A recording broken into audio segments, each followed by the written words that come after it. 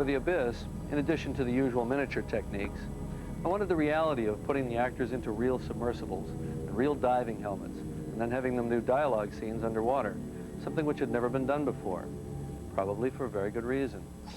Test, test, test, 1, 2, 3, 4.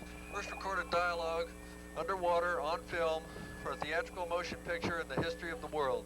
We also did the first big photorealistic computer animation sequence in a feature film, which paved the way for T2 and Jurassic Park. The Abyss, with all its firsts, is still my favorite of my own films.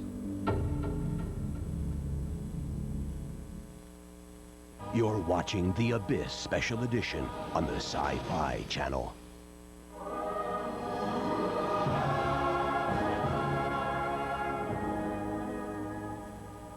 Before filming The Abyss, James Cameron asked novelist Orson Scott Card to write a book based on the film.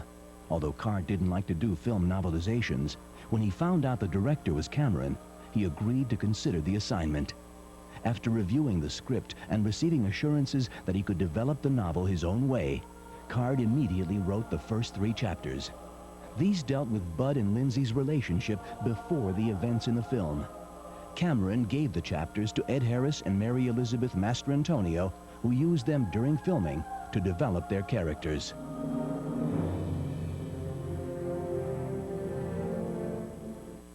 You're watching The Abyss Special Edition on the Sci-Fi Channel.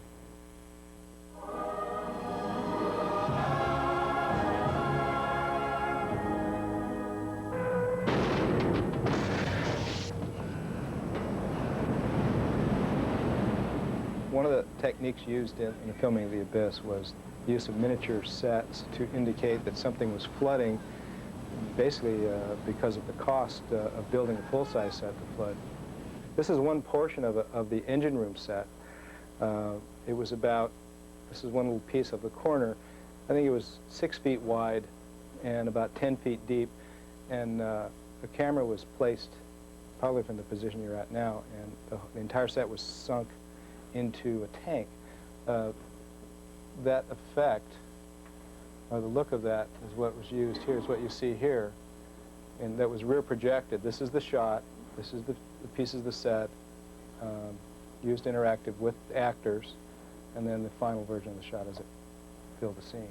There's been no film that was ever done, and has been done yet, that has been as difficult as The Abyss. Not Waterworld.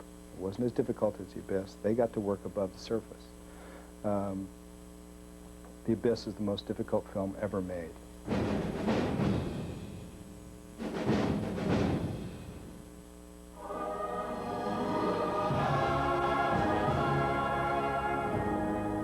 After a while, we got pretty good down there. I mean, you know, I'm really proud of a lot of stuff I did down there, because I did some not easy things in terms of, it's hard to run underwater, and it's hard to pull yourself along, dive down, and you know, it was really, some of that physical stuff was really fun in the suits. And I really enjoyed a lot of that.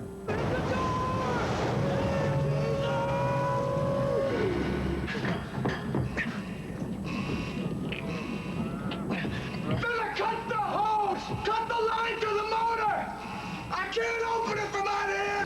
Open the chute, and it's gonna come flying down, and I gotta beat it. You know, I gotta run down the thing and then get engulfed by it and fall, and then the water raises up and start drowning. I get my ring caught in the water. It was pretty fun, you know, it's like little kid stuff, except it's not little kid stuff, because, you know, something could go wrong.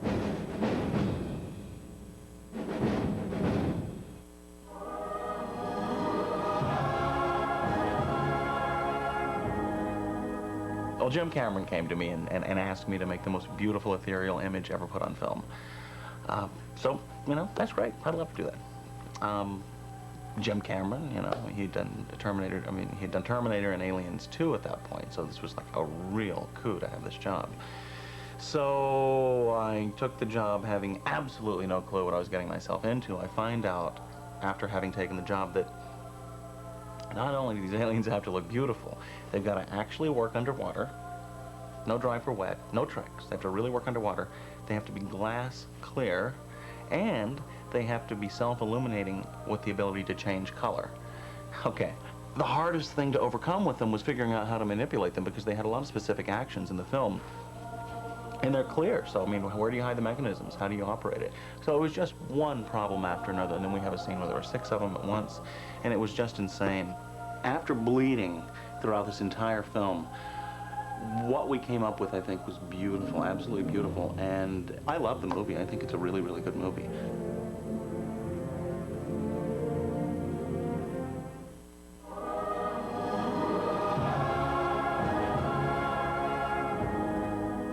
When Jim first came to Industrial Light and Magic, it was an interesting situation because we were all very excited about Jim Cameron, brand new filmmaker, Aliens, Terminator, and here he comes making this movie, The Abyss, and we wanted to form a relationship with him.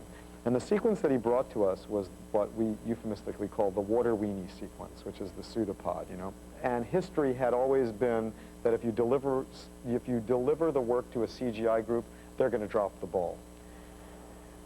But Dennis Muren, who is the visual effects supervisor on the project, could not come up with a way to be able to do the water weenie sequence without doing CGI. And Jim was technical enough to be able to see some wireframe moves of the initial openings of the water weenie sequence, where he said, I get it, I buy it, go further. This is one of the original pseudopod designs for The Abyss.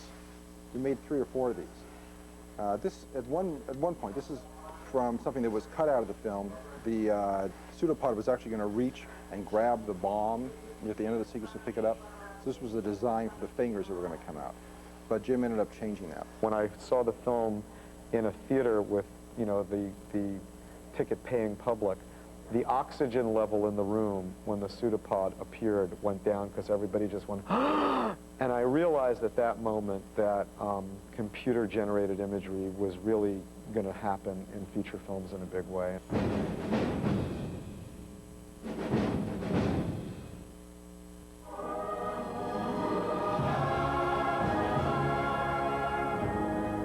I think it's interesting that people say, well, you know, Jim Cameron couldn't have screwed up. I mean, he must have been forced to cut the film like that. But, you know, in truth, to be fair to the studio, sure, there was pressure about the time. There's always pressure about the time on a film.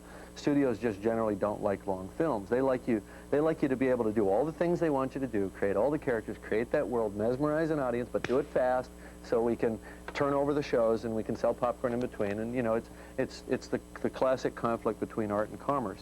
Well, at that time, I was way out on a limb with a 3-hour movie. And I didn't want to put a 3-hour movie in theaters. I hadn't done it yet. Aliens was 2 hours and 17 minutes. Terminator was even shorter. I didn't think the film was going to be that long. But that's how long it took to tell that story. Maybe it had something to do with underwater. Everything just sort of moves slower and it takes longer for shots to develop, whatever. So I had this long film. The studio didn't force me to cut it. There was a lot of pressure, but I really cut it myself. And, you know, it was a painful thing to do, but what I wanted to protect, I thought that if I took out certain elements, I could protect what was really working well in the film, which was the Ed Harris, Mary Elizabeth Mastrantonio relationship. And that seemed to be the thing that emerged to me as the filmmaker in post-production, in the editing period, as the thing that was strongest about the movie. And, you know, so I took those scenes out, and we never did see the film in its completed form with all those scenes in it. So I always thought I had done the best possible version of The Abyss. A couple of years go by, and we decided to put the scenes back in and finish them, score them, finish the effects, do everything, and just for ourselves almost, just see the film that we initially intended to make. And we sat down and watched this 3-hour monster, and you know what? It's a pretty darn good film, and I think maybe even a better film than what we released. More satisfying, I think, at certain kind of intellectual levels anyway. So I'm happy we went through that process.